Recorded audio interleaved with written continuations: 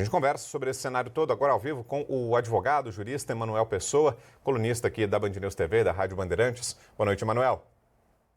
Boa noite, Vitor. Tudo bom? Tudo bem.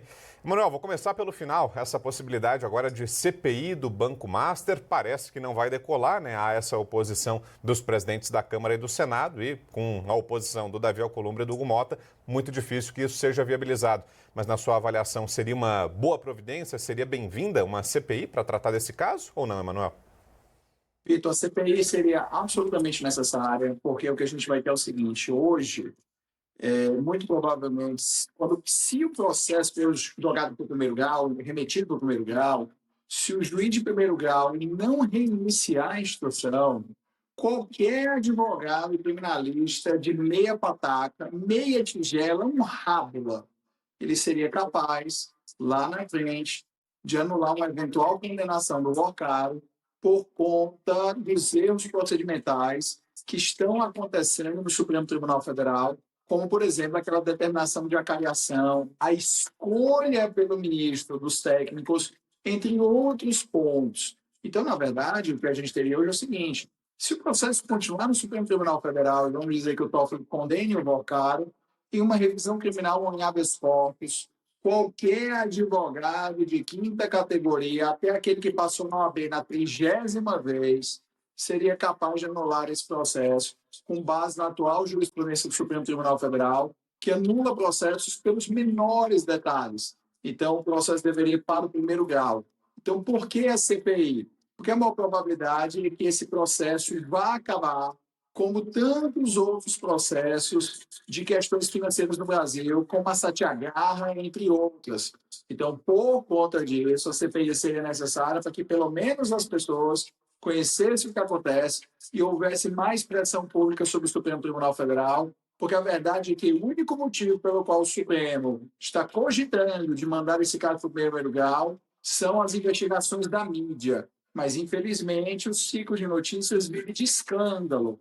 Então, se esse assunto não for mantido à frente dos noticiários por conta de revelações da CPI, o próximo escândalo vai enterrar a investigação do Master. Eu me lembro, eu estava em outra televisão, no dia que o Putin invadiu a Ucrânia, e eu brinquei: o Putin acabou o Covid. E naquele momento que mudou o ciclo de notícias, realmente acabou o Covid. Então, na próxima tragédia, no próximo problema, no próximo escândalo, o Master sai de cena.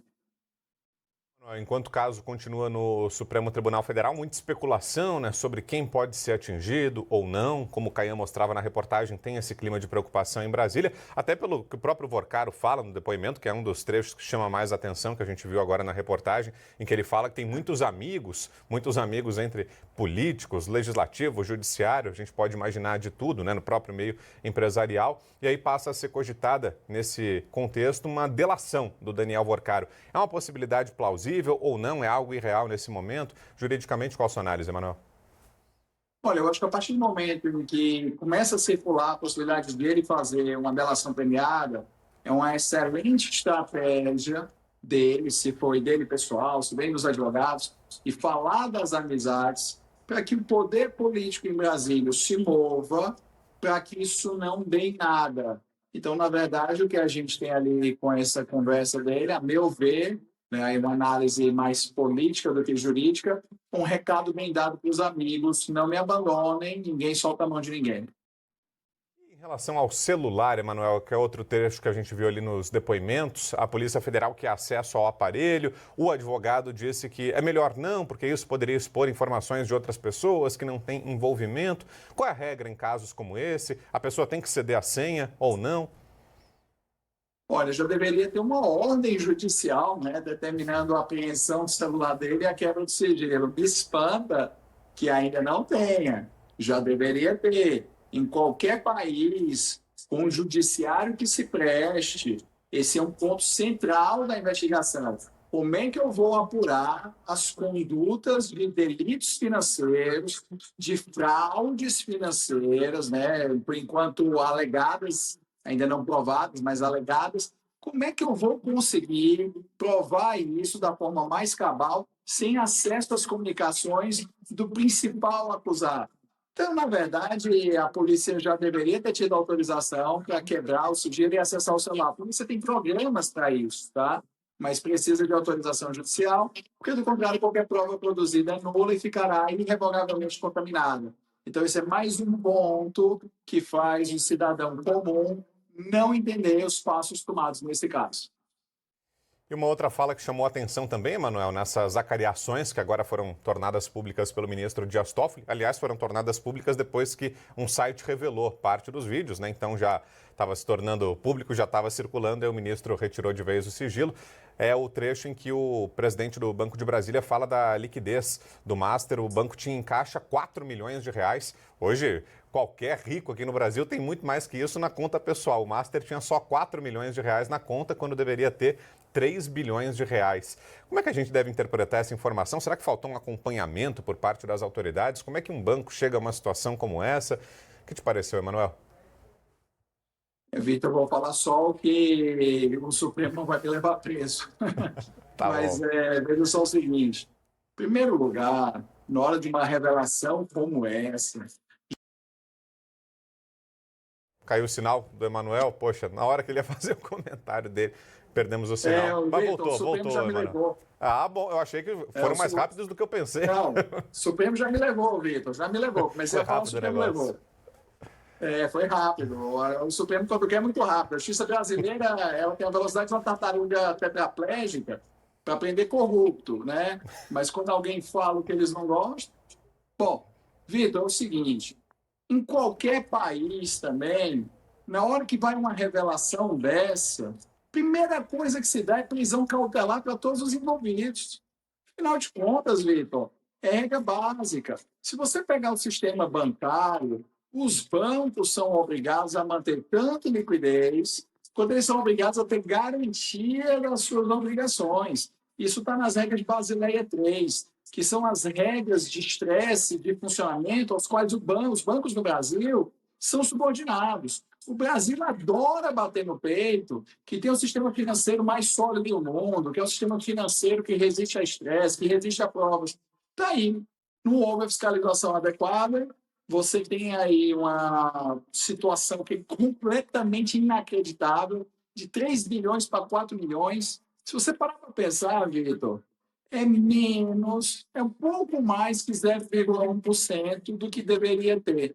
Então, eu acho, Vitor, que nesse momento nós já deveríamos ter muitos servidores públicos demitidos, se nós estivéssemos nos Estados Unidos, na Europa ou na China, os que não fiscalizaram, porque isso é a prova mais cabal de incompetência, ou eles estariam pelo menos sendo ouvidos para saber se partiu a ordem de alguém para que a fiscalização obrigatória não fosse feita. E aí nós já teríamos a prisão cautelar de várias pessoas, porque isso significa que 2 bilhões 996 milhões de reais estão faltando. Não é 5 centavos. E quando a gente ouve uma informação como essa, a gente até se preocupa com o destino do nosso próprio dinheiro, né, Manuel? Das instituições em que a gente está depositando os nossos ativos, das corretoras, bancos digitais, fintechs, enfim. Será que tem o risco de que isso que aconteceu com o Master possa estar acontecendo com outras instituições? Não na mesma magnitude, mas instituições que estejam operando de uma forma não saudável, com ativos que não se sustentam, como eram esses do Master, ou não? Foi muito específico e pontual isso que aconteceu no caso do banco do Daniel Vorcaro? Vitor, a gente não tem como dizer, porque a fiscalização falhou de forma tão flagrosa no caso desse. Veja, o Master era um caso que qualquer pessoa que lida com o mercado financeiro vê alguma coisa errada, porque eles pagavam rendimentos nos CDBs muito mais altos do que o mercado, de uma forma insustentável, não tinha como pagar. Qualquer pessoa que entendia que a gente conversava na época, a pessoa dizia, não sabe como o Master consegue pagar isso. Aí as pessoas pensavam, bom, ele faz uma super promoção para entrar mais, e alguma hora vai dar problema. Isso é a visão de boa fé, romântica, de que não tem nada de errado. Então, você imagina se tem algo de errado, o que seria a visão? Então, eu acho que está faltando aí agora o Banco Central mostrar uma fiscalização efetiva de todos os outros bancos para a gente evitar um risco sistêmico, porque se o sistema bancário brasileiro quebra, aí sim, Vitor, as pessoas vão descobrir o que é um empobrecimento rápido. Muito bem, aí a palavra do Emanuel Pessoa, advogado, jurista, que é colunista do Jornal Gente, aqui da Rádio Bandeirantes e da Band News TV. Obrigado, Emanuel. Bom final de semana por aí, bom descanso. Obrigado, Vitor. Fiquem com Deus. Amém.